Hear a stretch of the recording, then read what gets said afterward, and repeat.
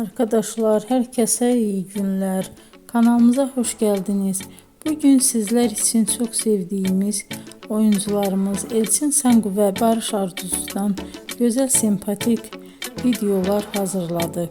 Barış Arduç, Kuzgun, Kiralık Aşk, Alp Arslan Böyük Selçuklu, Dinle Sevgili, Hanımefendi bu dizilerde rol almış ve herkesin beğenisini kazanmıştır. Ben de sizler için onların romantik karelerini hazırladım. Bu videoların devamının gelmesini istiyorsanızsa emeğime saygı olarak kanalıma abone olup yorum yazmayı, sona kadar izlemeyi unutmayın. İzleyen herkese teşekkür ederim. Yeni karelerle görüşmek dileğiyle. Hoşça kalın.